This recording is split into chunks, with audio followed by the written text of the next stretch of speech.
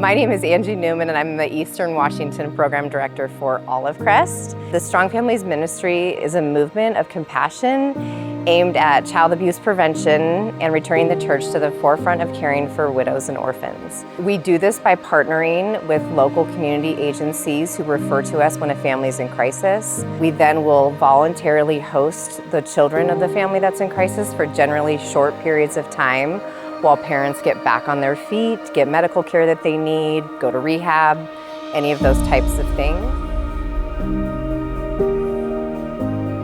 I'm Chaz Maddock, and this is my wife, Ashley. We're a young adult couple in our late 20s.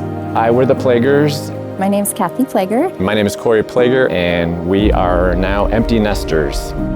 My name is Eric. I'm Kate.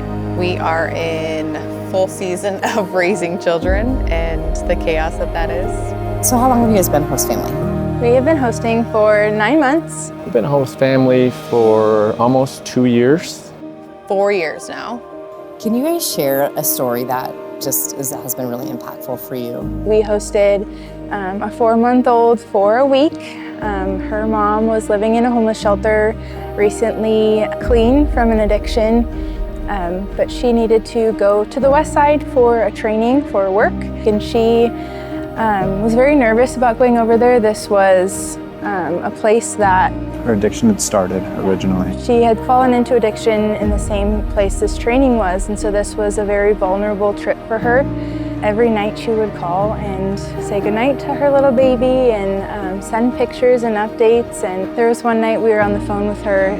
She said something along the lines of, "This is gonna sound really funny, but I don't feel any draw to fall back into my old ways. I am here for my training, and I don't feel like I need to do anything else." This is such a meaningful story because she got to come home and be reunited with her baby, and we still have contact with her today. Strong Families is so special because, yes, you're helping the child, but you're also helping the parents.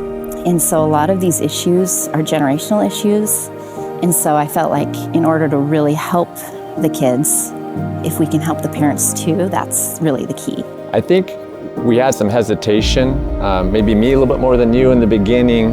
And I think one thing that they set us up to succeed in the beginning by giving us a shorter trial run almost. And so we had a youngster in the house on Friday afternoon through Sunday morning.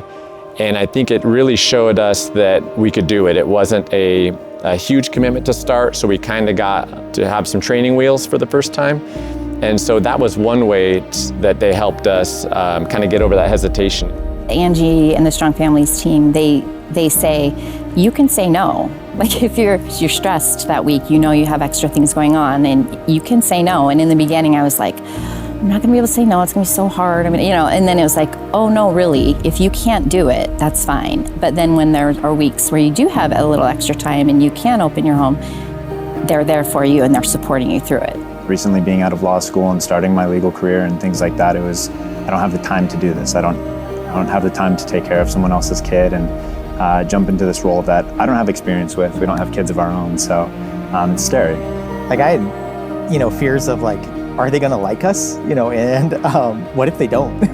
And nothing like being rejected by a little kid. And we, took our just first hosting and realized that you're really just loving these kids and providing a safe place. God loves these kids more than we do in that weekend that we have them, and we get to be a small part of sharing His love and the gospel to these kids. We've had the church step in with toys, a booster seat for car rides, meals. We have had some people bring activities and things for the kids to do. Really just any supplies you need we would host from 0 to 5, and so it was really a vast range that people would just help us with.